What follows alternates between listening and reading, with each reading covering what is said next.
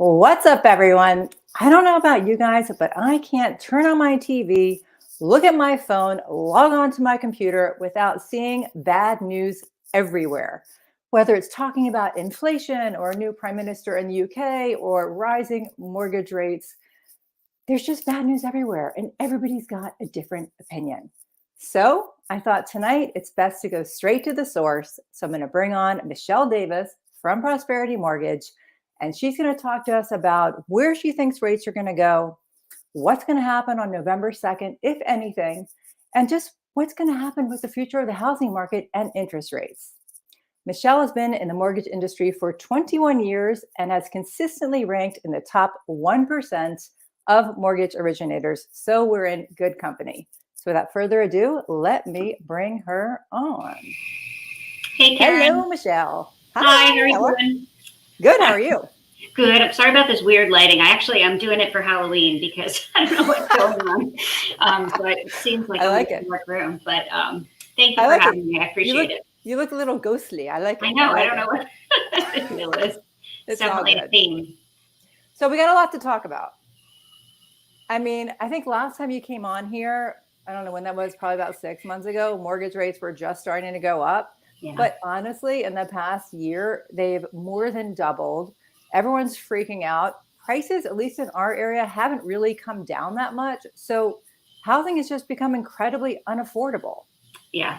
I mean, it already was in the last years. Don't misunderstand me. We were all bidding, all my buyers were bidding on different houses and they were just going way over asking. And so it was already unaffordable. But now that money's so expensive, nobody can buy a house. So I guess what we all want to know is, what do you see happening? Let's start with where are mortgage rates today, and then we'll take it from there. Okay. As you suggested, mortgage rates have literally doubled since the beginning of the year. So let's say we were at 3.5 then, and we're at 7% now. And that has a very real impact on people qualifying in their mortgage payments. If you were to look at a $500,000 mortgage at 3.5%, the principal and interest was $2,245. Jack it up to 7%, and you're at $3,326. So it's more than $1,000 a month. This is very significant. I mean, that's for the same buyer, same house. It's crazy. I mean, that's crazy. So what are mortgage rates today? Just go through quickly, like for a 30-year, for 15, what are they today? Sure. So the conforming loan, which are loans under $670,000, are at 6.75% on the 30-year, which is actually a little bit better than it's been. It's been up to 7%. The 15 years at 6 1/8, so better, but still not in the 5s. And then interestingly, jumbo loans are lower interest rate wise than conforming. They haven't been quite as volatile, but they've been certainly going up as well. The jumbo 30 is 6 versus that 6.75. The 15 is 5.5 versus the 6.125.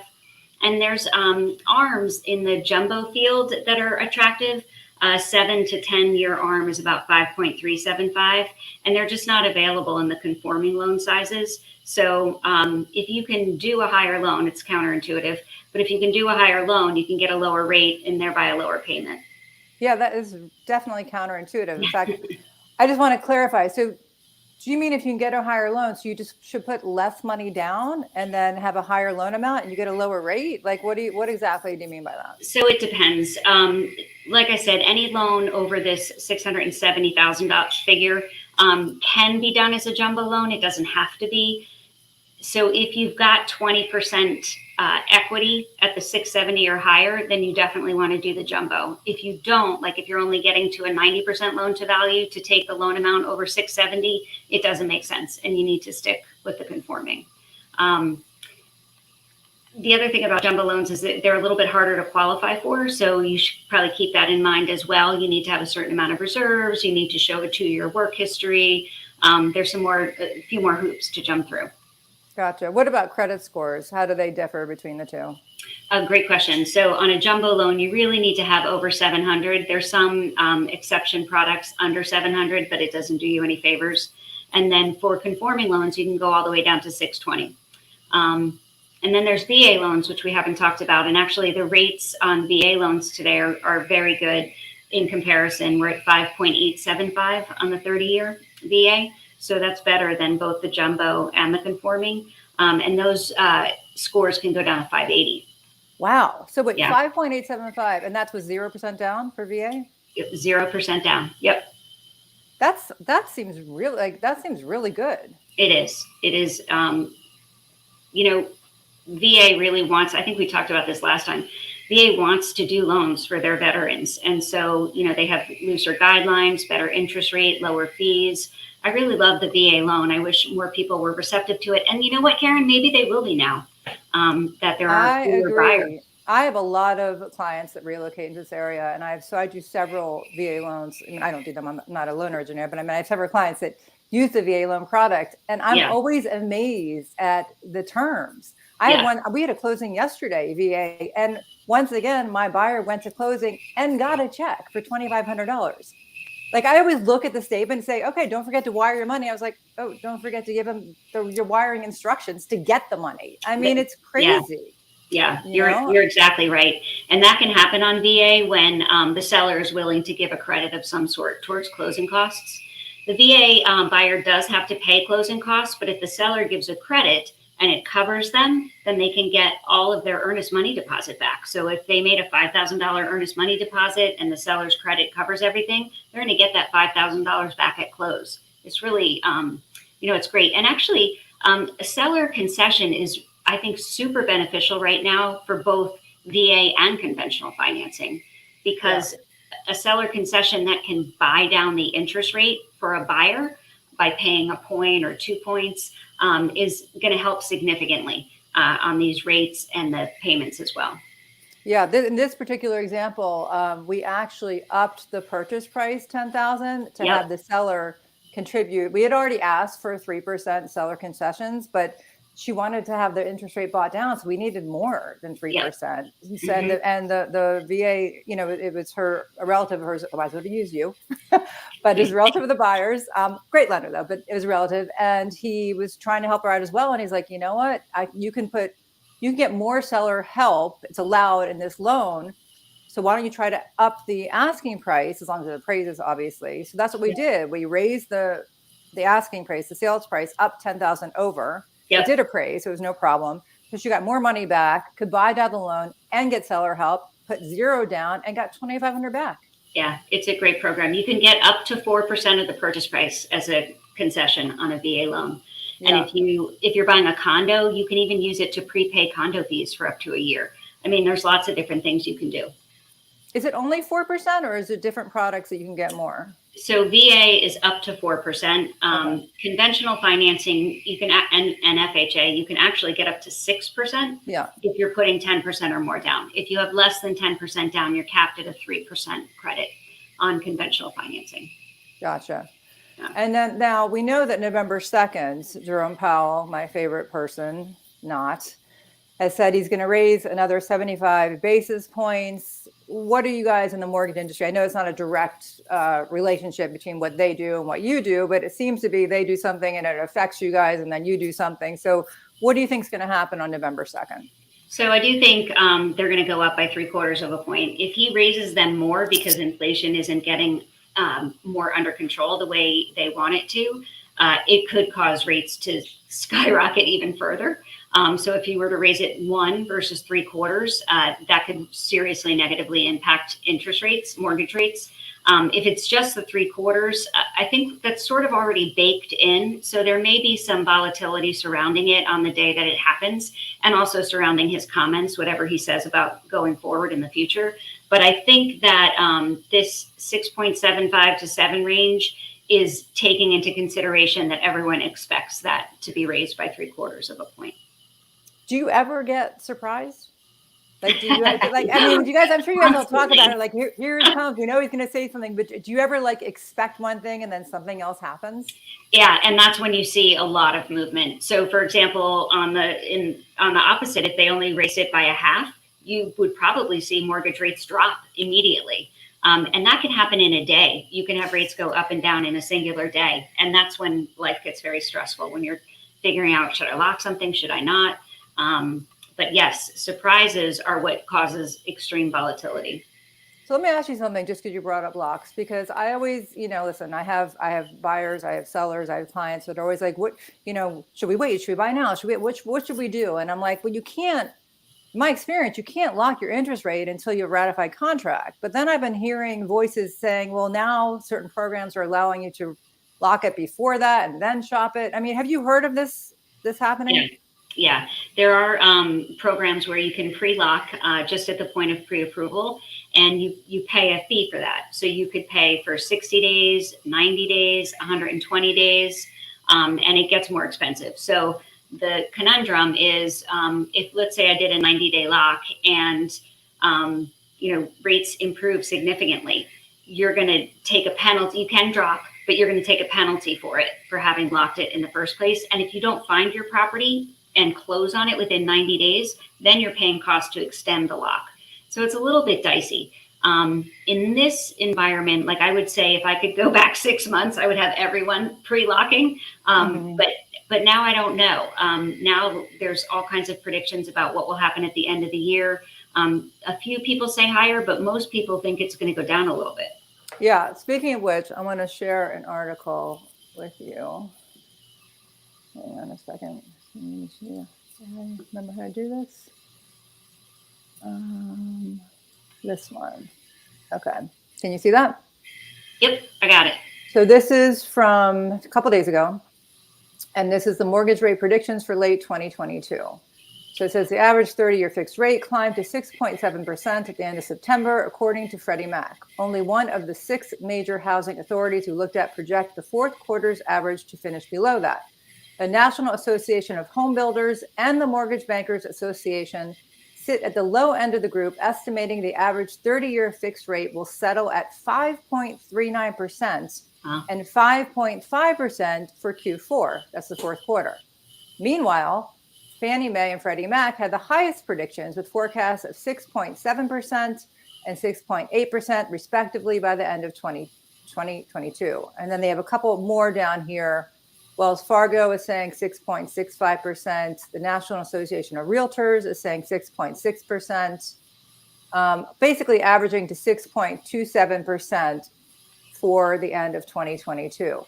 And like I said, this was just a couple of days ago, October 21st. Yeah, I'm laughing because, for 2 reasons. One is because I just looked at something that Fannie Mae is predicting 5 days later that rates may drop to 5 3/4 by the fourth quarter. So nobody knows. I have that one as well. Look, I'm going to bring that one up too. Isn't that funny? I know. Hang on. I got that because I know exactly what you're talking about. Yeah. And just so I can show everybody what we're talking about. NAR was about the same.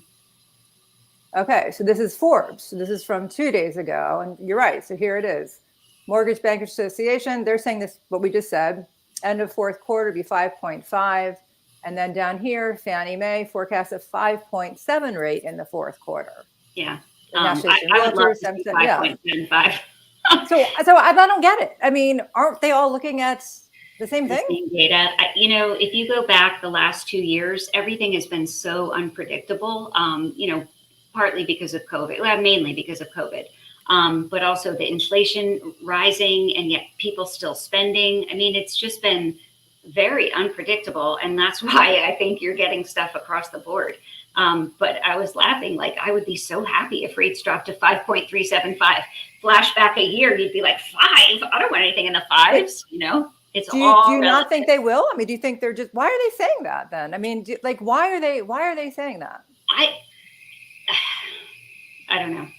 Honestly, I think that's aggressive. I do think we may be hitting a peak. I at least really hope we are. And maybe we'll come down off of that. And then I also think in 2023, we should come down a little bit.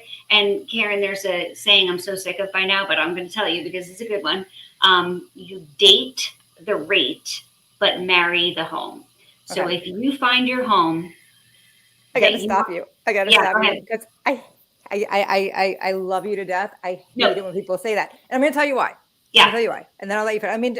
I do not mean to interrupt you, but I hear people say this all the time. You marry the house, date the rate. And it just makes me cringe a little bit because, as you know, you can't refinance to a lower rate if prices are going down, right? I mean, you have to qualify, you have to have equity. Your house has to have improved in value or at least stay the same unless you had a lot of Yeah, equity in it, right? I mean, it's yes not and an no. I mean, automatic, is it? it's not. You're totally right. It's not automatic. And if property values do go down, it could be a problem if you're putting the minimum amount down. Um, loan to values, you can refinance up to 97%. So depending on the buyer, could be 95. So let's say you started with 15% and then you drop to just 10% equity, you still have an opportunity to refinance at a lower interest rate. Even though you have less equity, it's when you're putting a minimum down at the start and then you lose, you're totally right. So very, very valid. But that said, somebody locking in today, and in this area, we're pretty insulated. I mean, do you really think housing prices are going to drop a lot between now and a year from now? It's very confusing. I'm not gonna lie. And I do this 24/7, and I've been in real estate for 19 years, in this area for 17. I was 2 years in California. And I'm still, last week, wrote an offer and was one of 5 offers. It escalated 400,000 over asking. And then on the same day, I wrote an offer on another house, and I was the only offer and got the 4% seller credit and negotiated the price down. I mean, it's like, it depends on the house. Honestly, it depends on the house. What were the price points of each of those? Good question. So the price point, the one that was 5 offers that my buyer came in second, was 1.975, so almost $2 million.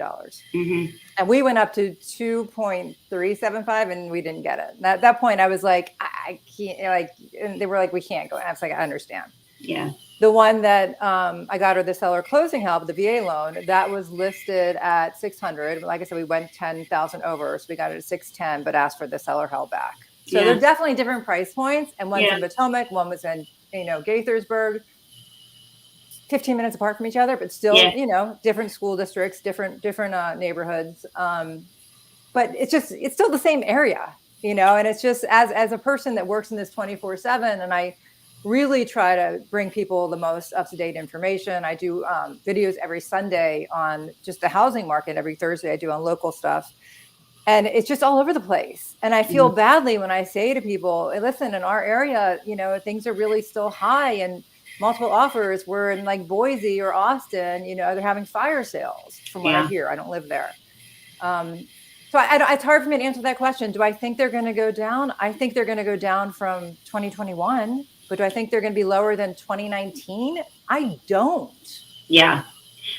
I do think, with the exception of what you just said, where you had someone go, or a property go 400 over, I do feel like that nonsense is gonna really go away, where people are waiving every contingency, not having a home inspection, waiving financing, going way over. I do think that will ease, which is one good reason for buyers who have not been successful because of all this to buy now. Because they're in a position where maybe that's not all necessary at this point. And that's a good reason to, stay in the market at this point, because when rates do come down, I think that housing frenzy is going to start up again. And then they'll be back where they were. But if they bought now, they could refinance.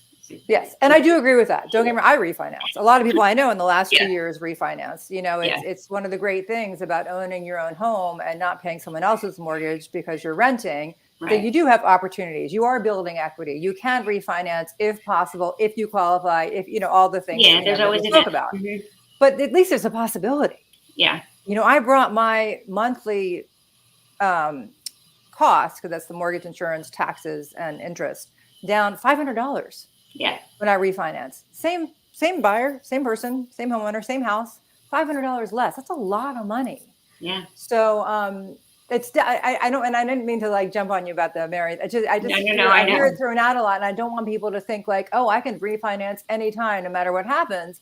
You just have to keep in mind that like you have to qualify and you have to have enough equity to refinance, even if it's 97%. It still has to. The numbers have to work. It's not an automatic. You're right. You're totally right about that. So I have a question about loans.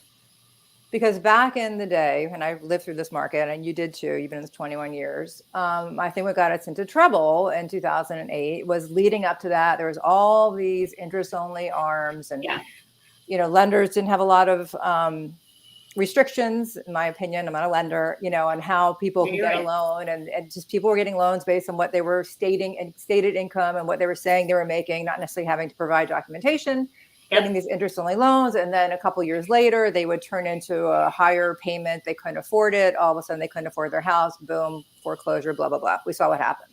Yep. I've heard ARMs are coming back. You just mentioned there's a 7 and a 10-year ARM. Are they interest only? Are those coming back? Or how is it different?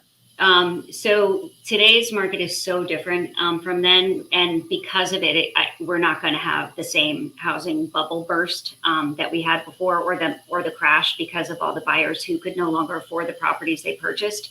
When Dodd-Frank came in a number of years ago and rehauled the mortgage qualifying experience, it did make a difference. And you are so right. In 2008, people were doing 80-20 loans, where they were getting one loan for 80% and another loan for the 20. So not coming out of pocket with any money, inflated prices, interest only on both. And flash forward 5 years later, when they want to refinance, like you said, their negative equity, it was a nightmare. And that's why that happened. And that's not where we are today. You are absolutely providing a ton of documentation today, and you are going to qualify for that house if you get the loan. Now, that's not to say circumstances don't change for people and things happen, but generally speaking, if you qualify for a loan today, you're going to qualify for a refinance unless something dramatic changes down the road. And because we don't have those interest only 100% products anymore, I really think we're much less likely to experience the same type of default. There are jumbo interest only 10-year ARMs available, but the rate is much higher. So it's actually sort of prohibitive. Like, they're not making them attractive. So, for that reason, I haven't done an interest only ARM in years, really. Yeah. What, sorry, somebody was going to put a question on, to put them in the chat. I don't know if you can see that. I'm not good at these things. I just see some people saying hi. Hello. I think that's Matt, actually. I do think it's Matt, Smart Living Experts. Yes. Yeah.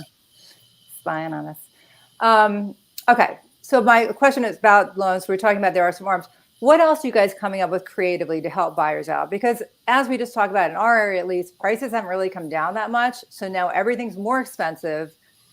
It's true. At least now buyers can negotiate contracts. We can have inspections and appraisals and all that good stuff. And that makes me really happy, honestly. Yeah. But it's still so much more expensive than it was 6 months, a year ago. So have you guys come up with any creative products to kind of help buyers out?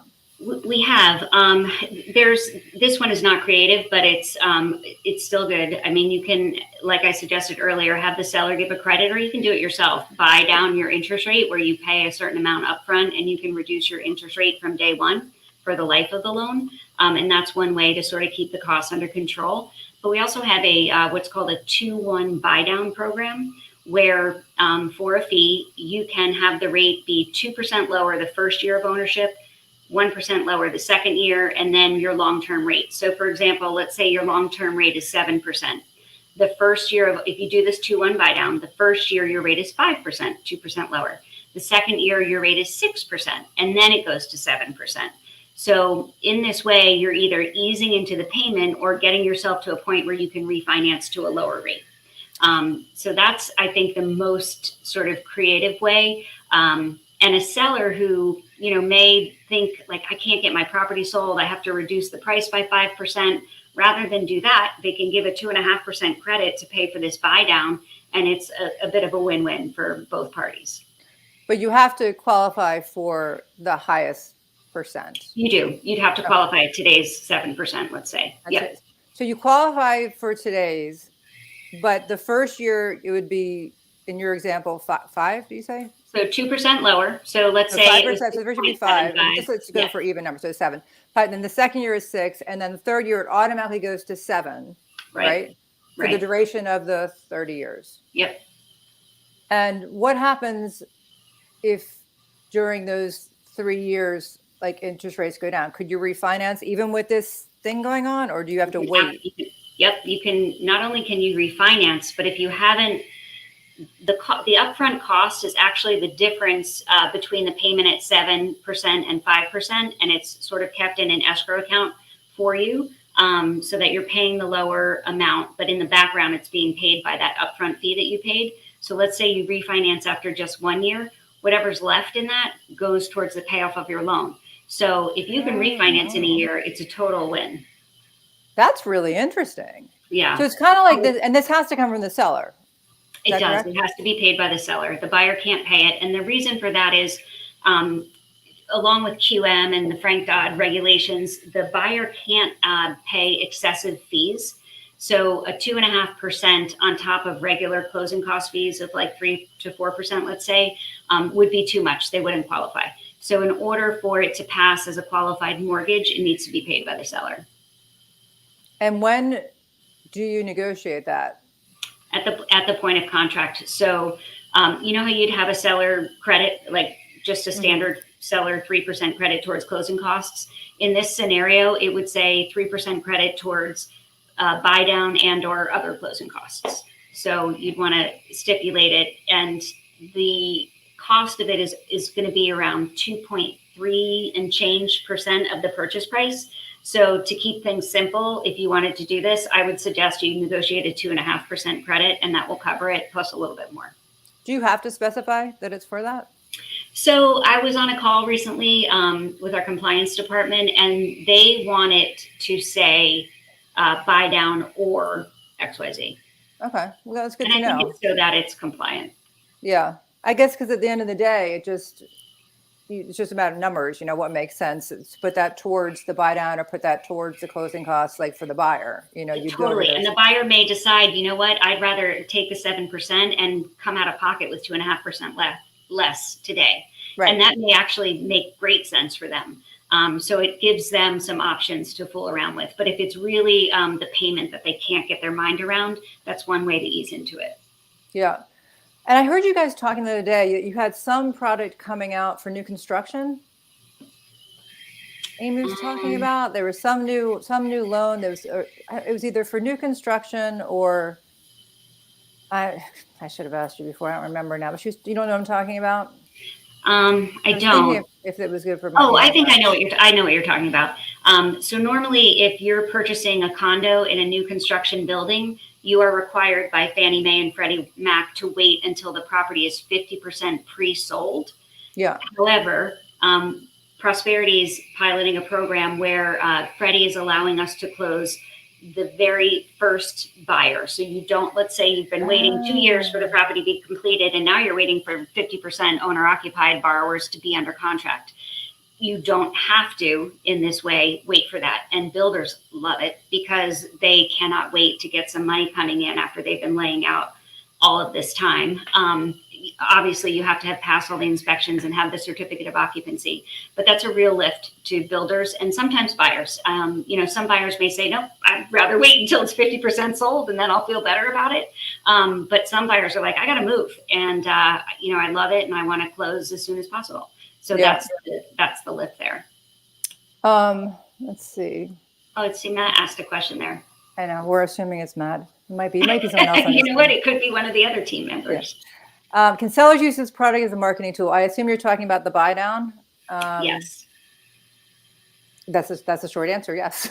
Yeah, I mean, it's great. The seller can absolutely say in their marketing, seller agrees to give a 2.5% credit to buyer to purchase to buy down their rate, and it is met.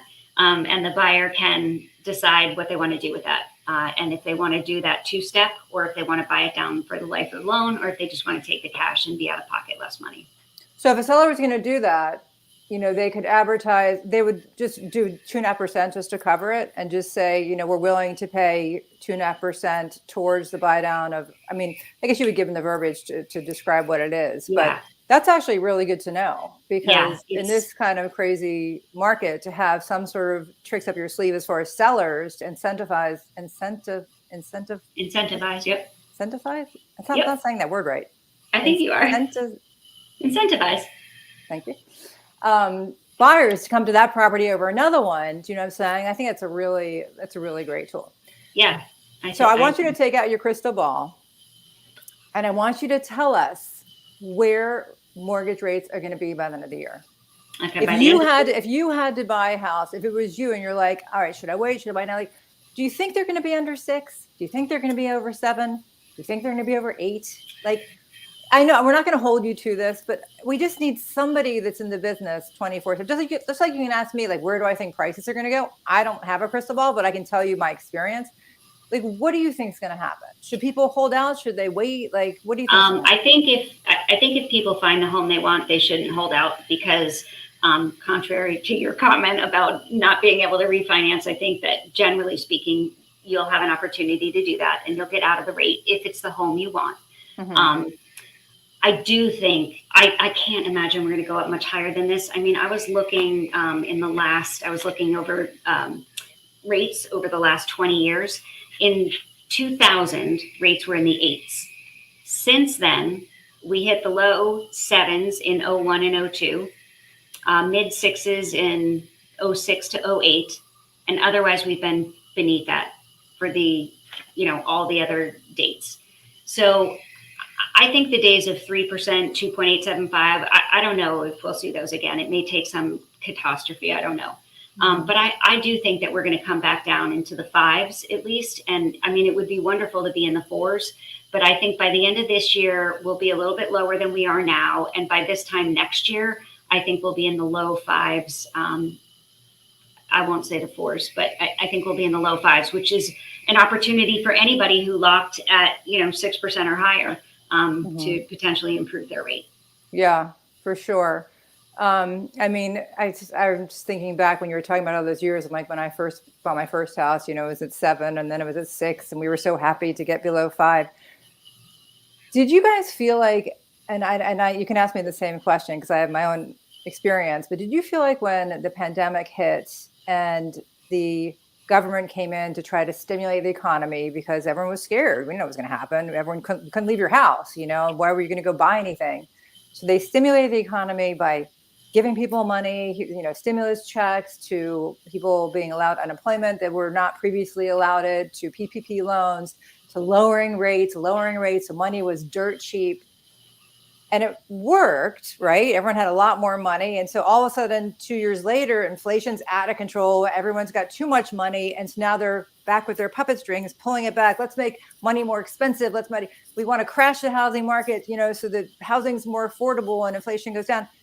Do you kind of feel like a puppet? Because I kind of do, like in my job. Like, do you just shake your head sometimes and go like, leave us alone? Yeah, we were okay before this all started, Yeah, it was a way overcorrection, I think. There was no reason we had to have rates in the 2s, mortgage 30-year rates in the 2s. I just really don't believe there was any reason they had to go that far. And now they're in a situation where the pendulum is here and they're trying to bring it back, and they just are having a really hard time balancing it. But yeah, I totally think that there was an overcorrection. Yeah, I mean, listen, I benefited from it. I refinanced at 2.65, but the problem is there are people like myself who did that, and clients that I had that were planning on selling this year and, downsizing or, moving to a different location because, the kids are off to college, and they also refinance. So they're locked in. They're not going to give up their 2.65 interest rate to go buy a house with 7%. So therefore, that inventory that should have been available is not going to be available. And then the first time buyers are locked out because they still can't afford anything because the prices haven't come down enough. Interest rates have gone up so much. So they're locked out. These sellers are locked in. We still have an inventory problem. What's going to happen? Like, something's got to give. I always wonder about that. Like, how many people are really not, I guess it's circumstantial, how many people are really not moving because they love their 2.625% rate? Obviously a change of job or a life change, they're going to do it anyway. But I wonder what that percentage is of people who are like, I think I'll wait and see. I think maybe around here, more people are not doing it, not necessarily because of interest rate, but because there's nowhere to go. Like, if I sold my house for what it could sell for today, I can't afford it, right? Like, Well, that's the point. It's there's no place to go because of what I'm talking about. You have to have inventory. Builders are way behind. They've been behind since 2008. They've never quite ramped up the way they did before. So there's not new construction in abundance. And then if you don't have sellers selling, then where would you go? Where would I go? You know what I'm saying? Like I have one kid that's already in college, another one's going to college in a year. It might have entertained my thoughts to maybe go more into the city or something, but not now. I'm one of the people I'm talking about. I'm not giving up my 2.65% to have my nice home to go pay a lot more money for something else. It doesn't make sense. I'd keep this place as an investment property before I give it up because it's just so cheap to keep it. Do you know what I'm saying? Yeah, definitely. But that creates the inventory problem. You know what I'm saying? I think it's a combo of what you're saying. It's the rates and the really, where am I going? If you want a new construction condo in DC, they're pretty plentiful. But if you want a single family home they're much harder to come by in this area. Yeah, there's just not. I mean, I was looking, in my research for Sunday, and right now we have 1.2 months of inventory in Montgomery County. Wow. That's nothing. Oh. They say a balanced market is 5 to 6 months of inventory. More than that's a buyer's market, less than that's a seller's market. I think it's more like 3 months. I haven't been in a market with 6 months of inventory and I don't even know how long. Mm-hmm. But 1.2, I mean, that is just slim pickings out there. Yeah. Threadripper says new buyers are in a bad position. And you know what? If they're trying to max out their buying power, they really are. As I told you earlier in the casting here, a $500,000 loan, the difference between the payment on January 1 and today, over $1,000 a month. Like that's significant. Yeah. So Philip Share says, no doubt rates will come down at some point. Will that be the point the economy is doing poorly? Just comparing how the GFC played out. It's a good question. And every time rates did come down in the last couple of years, it was because of negative economic data.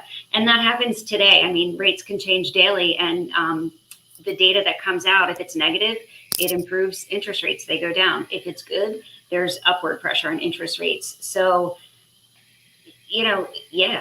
I think it will, or maybe the feds will figure it out and sort of have this balancing act, and we'll get back to not crazy inflation, rates in the 4s, 5s, and not the extreme volatility that we've had.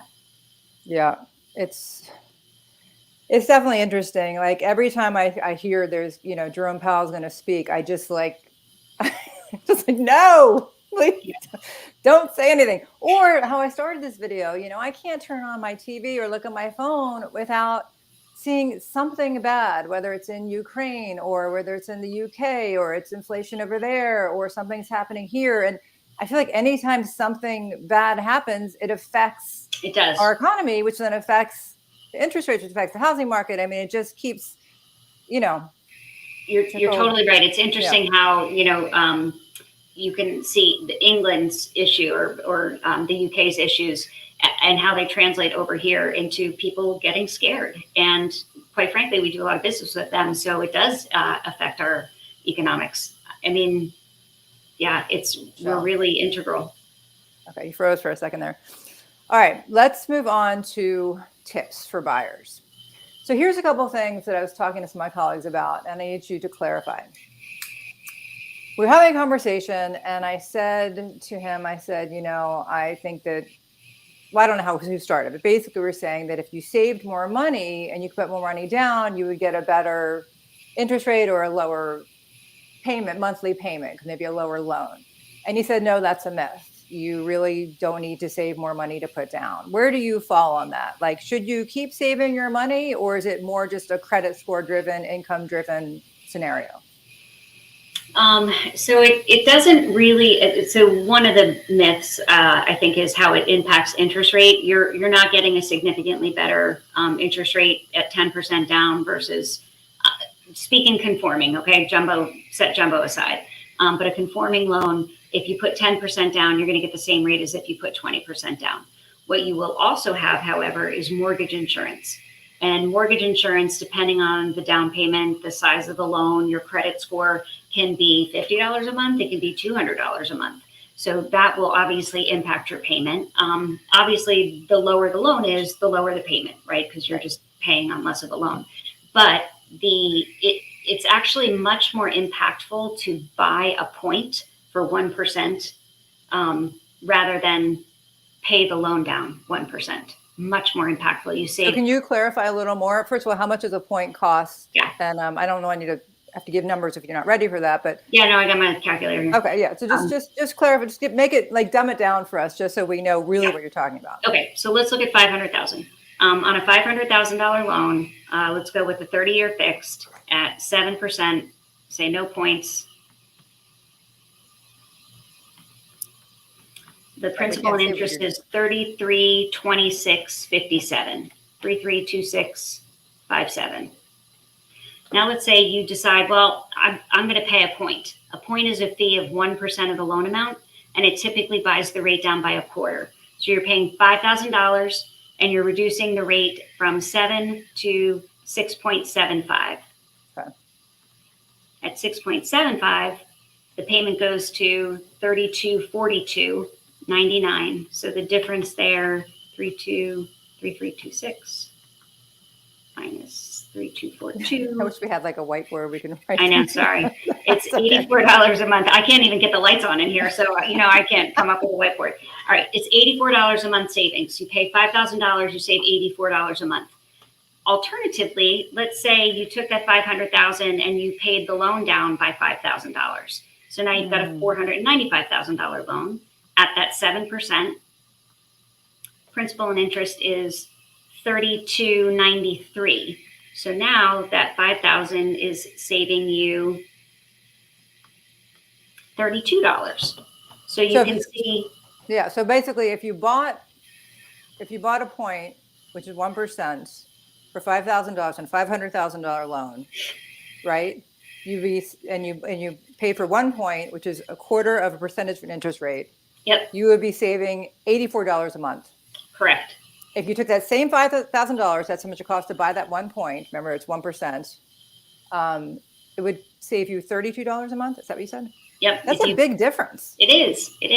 So it's really important to, talk to a loan officer and run these numbers to figure out what does make the most sense. And so, back to the point about if you put a lot more down, get a better interest rate. If you are in the jumbo loan territory, so, if you're buying something for 1.5, you're going to get a much better rate with 25% down than you are with 15% down. So that is true. But in the conforming arena, which around here is, up to $900,000, you can get the same interest rate, but you'll have the mortgage insurance to contend with. Do you always have mortgage insurance, no matter what your credit score is? Yes, you do.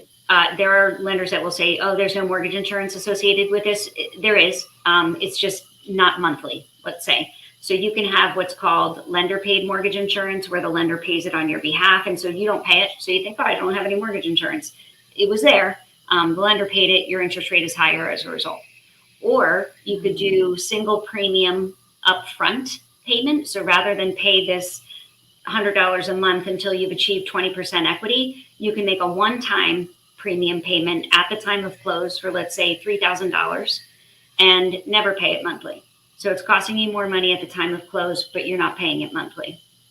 So there are ways to avoid that monthly payment until you get to the 20% equity, which can seemingly take forever, depending on how much you start with. But there is any conforming loan with less than 20% down, there's some type of mortgage insurance associated with it. Okay. So the difference is, so I guess we were both right, depending if you're talking about conforming or jumbo. Yeah. Right. And so with jumbo, the more you put down, the better interest rate you get. Yeah, typically. Mm-hmm. Is it a big difference, like between 10% and 20%? So less than 20% down, it is a big difference. It's probably a half a point. But if you're going from 20 to 25%, it might only be an eighth point in the rate. So rather than 6, you're at 5.875. Whereas if you've only got 15% to put down, rather than 6, you're at 6.5. So once you've got 20% or more down, it's less impactful. And jumbo loans with less than 20% down are harder to come by, which makes them higher priced. Mm-hmm. Any other tips you can think out for buyers? I mean, obviously credit score plays a big part in interest rates. Yeah. We Yeah. don't like people to get their credit scores pulled to the last minute because, every time there's a hard, what do you call it? A hard pull or Inquiry. Mm-hmm. hard inquiry, it does ding your credits. What are like, what's the threshold? You said 700? Is it? I thought it was higher than that. Is it 700? The threshold for so your interest rate is impacted by every 20 points. So at 740 and higher on conforming loans, you're going to get the best interest rate. At 720, it could be a little bit worse. At 700, at 680. So it typically is impacted in 20-point increments. So I think that's what you're thinking of right now. Yeah. Yeah. So it is true that having your credit pulled impacts your credit score by about 4 points for a few months. However, if you have multiple lenders pull your credit within a short period of time, it's seen as one pull, and you'll only have that one impact. And if they pull it, within 2 weeks of each other, they're all going to get the same score. No, I thought we said that for a while, that it only counts as one pull, and then people are like, no, that's not the true. Every time it counts as something different.